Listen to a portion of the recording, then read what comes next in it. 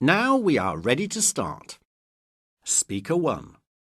We have had another frustrating season in which we have played both brilliantly and disappointingly, defeated many teams easily and yet lost to teams we should have drawn with or beaten. We went through September in our usual way, with defeats and wins alternating.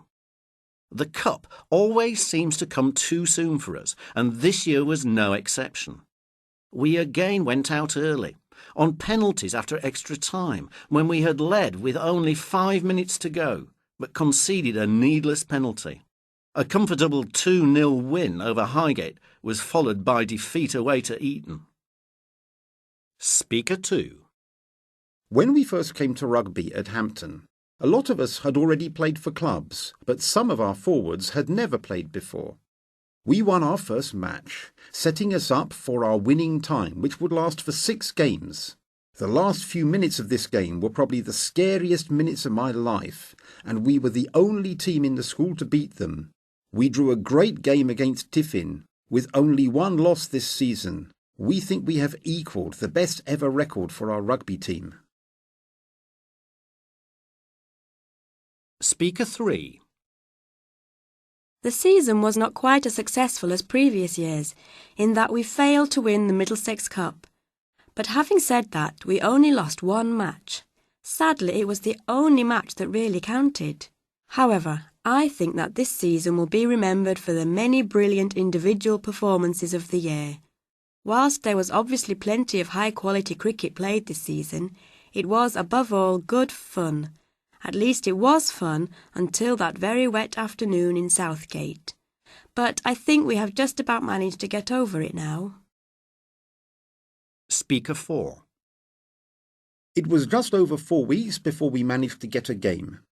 Nearly all the schools in the London area know our reputation as good basketball players.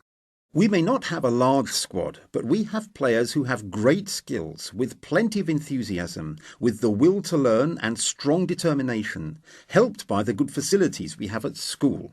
Our first game of the season was against King's College Wimbledon, where we made history by beating them for the first time on their own patch. Unfortunately, it wasn't too long before they had their revenge at our school. Our basketball captain also plays rugby, so when he's not playing, he graces the basketball court to show his skills with his fellow basketball players. Speaker 5.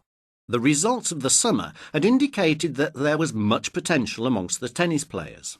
Over the course of this year, it became clear that this potential could be transformed into quality performances.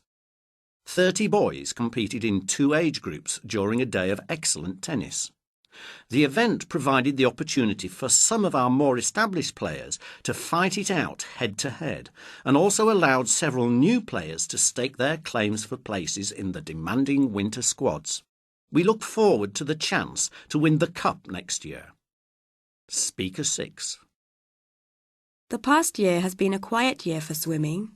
The Tuesday lunchtime sessions proved as popular as ever, with many boys cruising up and down the pool in an attempt to maintain and even improve fitness levels, while the majority of the pupils played water polo or dived for sunken treasure.